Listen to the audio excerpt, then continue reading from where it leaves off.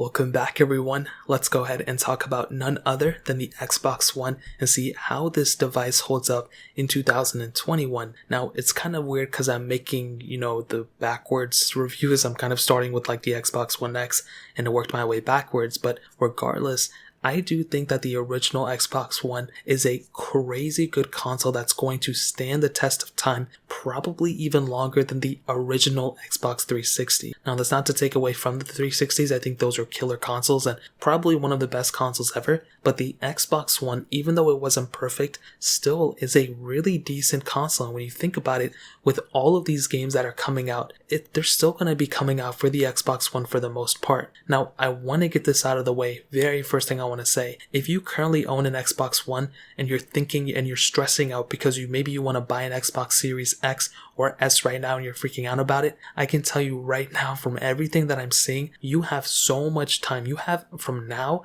until probably like 2022, like late 2022, before we're going to start seeing like a ton of exclusive consoles for these next generations. And every time I go on the subreddit for any Xboxes, I keep hearing news that the Xbox Ones are still getting a lot of games supported. So as I mentioned before in my 1S video, my 1X video, you're still in good company. A lot of people still own the Xbox Ones, even the original ones.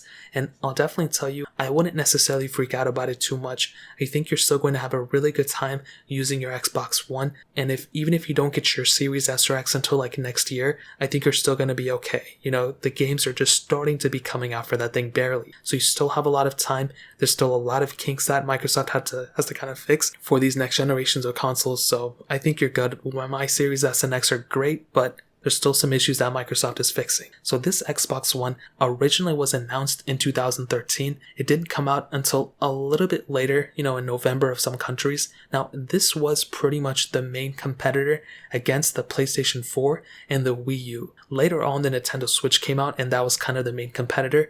But that Wii U was such an interesting console, and I'm going to save it for another video because I have to do that one too. But the PS4 was another amazing console. And in 2013, in that segment of gaming consoles was amazing. I think the Wii, PS3, and Xbox 360 were more iconic, but this Xbox One competing with those consoles was such a beautiful thing, and I really do think the Xbox One and the PS4 thrived. The Switch was the later one that kind of killed it at the ending, but this Xbox One, when I look at it, whenever I see anything about this console, it is still such a solid console in so many ways. Now, starting off with the outside of the body, and specifically starting off with the top, you can actually see that it has that glossiness to it, and I think out of all the Xbox Ones, this was probably the most premium feeling console out of all of them. Definitely not like the perfect one, but it still looks so good, and I think it is the best looking one, at least visual. Now, on the front of it, you have the power button on this thing, which is great, but you also have that disc slot, which is still pretty good, definitely nothing super crazy with it. Now, interestingly enough, I'm not really too sure why, Microsoft did this at the time, but they actually put a majority of the ports on the side of this console. So I found that very interesting. I'm not really 100% too sure why they did that, but again, it's totally okay. Now, interestingly enough, the Xbox One didn't have any ports on the front. It did have a port on the side, on the left side of it, which I found very interesting because when you look at the 1S and the 1X, they eventually moved that port to the front. But that makes me think that Microsoft probably always envisioned that, one of the main upgrades was pretty much moving that port from the side to basically the front of the console. So I think they purposely put it there. Again, call me a conspiracy theorist or whatever, but I think it's totally okay. It's not really that big of a deal. It's actually more funny than anything. Now, all of the ports pretty much primarily are on the back of the console, and you can see on the back of this thing, we have that Ethernet port, we have that other DV connector, whatever it's called, another 2 USB ports on the back of this thing, and 2 HDMI ports with that AC adapter. Now, one of the biggest advantages that the Xbox One has that both the Series S and the Series X both don't have is actually the 2 HDMI ports. Now, here's the thing. A lot of you may be thinking to yourself, what is the point of having 2 HDMI ports? Is one not good enough? This is a really common thing that a lot of people forget about. With these Xboxes, including the Xbox One, you could actually go ahead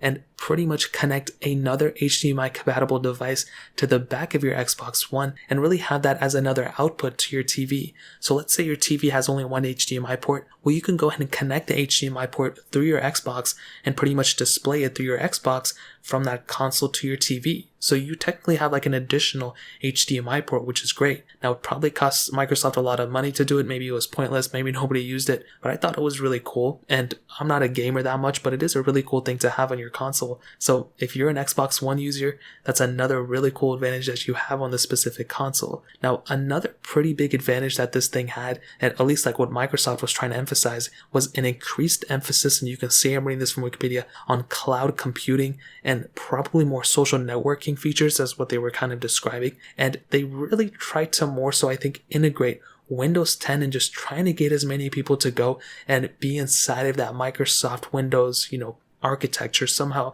one way or another. Now, this console also brought ability to play Blu-ray games, which was really cool. You could also connect the Kinect sensor, which was like Kinect 2.0 or whatever it was. And there were a lot of other things to it, but I think the biggest advantage that this thing had was just the gaming library of this thing, dude. This thing's gaming library is still so impressive, and you have so many different games for this thing. I mean, like, even just me describing it, you can tell I'm such a noob on these things. But you had all those GTAs, you had Halos, you had now Cyberpunk, which was supported on this console too. Now, granted, it wasn't like the most compatible game, and apparently a ton of people had issues. Me personally, I had a pretty decent, experience with it. But with this Xbox One, it just brought so many games out there that even if you're just now getting an Xbox One, you are still going to be getting a solid experience from this thing. And on top of that, Microsoft actually allows you, I guess with some titles, to actually play Xbox 360 and original Xbox games, which was really, really cool. Now, I think it's more of like, it's weird because